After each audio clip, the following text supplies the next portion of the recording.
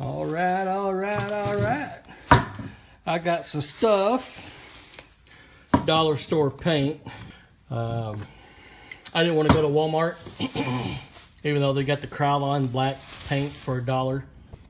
That aggravates me. I don't know if you guys have noticed or not, but I remember back in the day, Walmart used to carry that Krylon paint. You know, the ones got the different colored circles interlocking. They used to have all the colors, man, from purple to yellow to gray, pink, green. Maybe not so much as pinks, but I mean, they had every color, red, blue.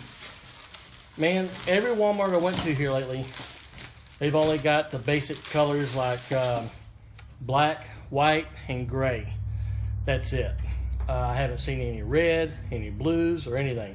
I was going to get some green so I can help do some distressing color and mold colors. But, okay, this is what I've got. I got 2 cans of paint. Got me a lace vinyl tablecloth. And this thing's heavy. Very, very heavy in feel.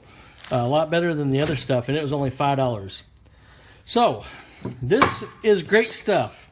You know why they call it great stuff? Because it's absolutely great. Don't be a noob. Let me say this.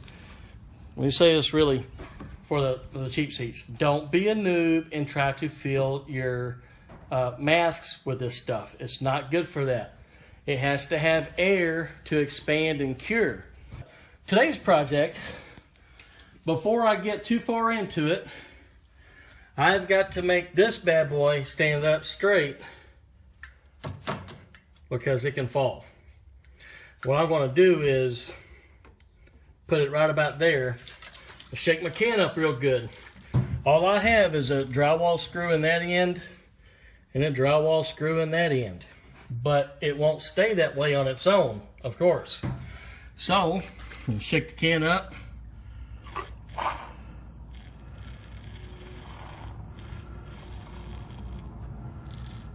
And that ought to be enough to hold it.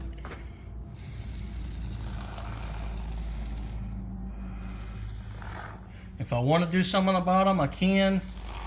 I don't think it's necessary. But in any case, I'm done with that. I'm going to take this over to my table. All right, I've got the tablecloth out, the $5 Dollar General. It's a vinyl lace. If you get one, be very, very careful with it. It's a piece of crap. That ripped just pulling it out of the package. It covers, it does a decent job at covering. You can't really tell it's OSB board down there. I'm happy with it. It does look old-ish. When you step back and look, it hides the boarding that I used, okay, to put the thing on it. I don't know if I showed you guys this or not. It might be in some raw footage, but I'm going to show you here anyways.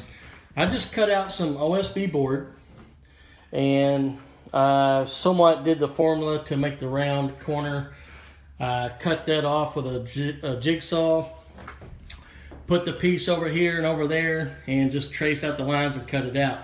But that's a metal frame that was in the backyard of my roommate's grandmother's house. She gave it to us, and that's how I fastened it. Just some 2x4s sandwiching the legs, and that's it.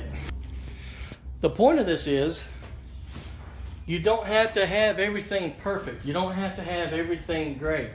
A whole bunch of little stuff will make people forget about or not even see any major detail flaws. The screws are all the way down and even countersunk. Chicago Electric 6.3 amp drill. I found my truck. I found my chuck. It was in the car. When you guys go to cut this open, just do whatever, you know, the round curves are fine. All you have to do really is mainly get that piece out. And then you come back in with this and get your sharper edges, right? So let me do that for a little bit. I'm doing it one-handed, so be careful here.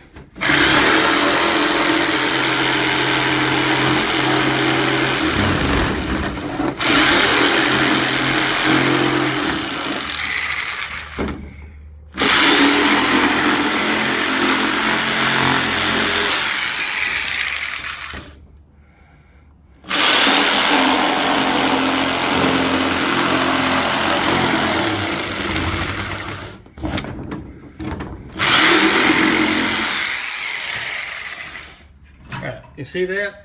You can go back in and sharpen up anything that you don't like the curves of, right? So just get the middle part out, and you know that way you can get your jigsaw in there and get the work done that needs to be done.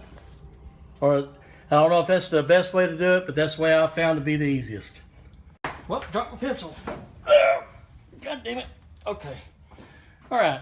What I've done is this is the end.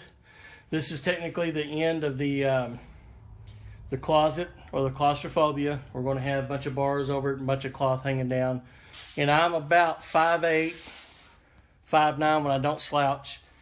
I use myself as a guide, and I put one sheet of Luan up.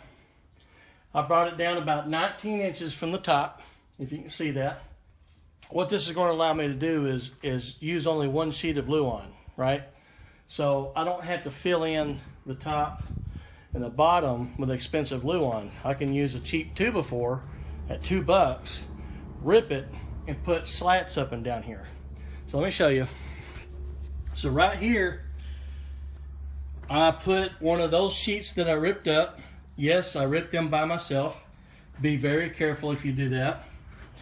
Now put it right next to the 2x4. Now I gave myself almost 1/4 of an inch here, and I drew a line all the way up. Now it's a little closer here, but I'm going to leave the line. I won't cut the line. Oops, hit the record button, the stop button. So that way when I get done trimming it with a belt sander or jigsaw, I can make it smooth to where people won't get splinters and stuff like that. One of the things you need to make sure you do is to go through and make sure all of your carpentry or construction is smooth. When you're done, you need to go through it. When you paint it, go through it again. When you start adding shit to it, go through it again. Over and over and over. You do not want a staple, a nail, a brad nail, or something like that to be able to poke someone in the hand and piss them off. The next thing you know, you've lost all your stuff, and you know, it could be real bad if you have to get sued over that. So anyways, I will put a new 2x4 right there in the center of that to reinforce it, but I won't do it right now. I'm just worried about getting the gist of this up. So let me get that cut and I'll show you what it looks like.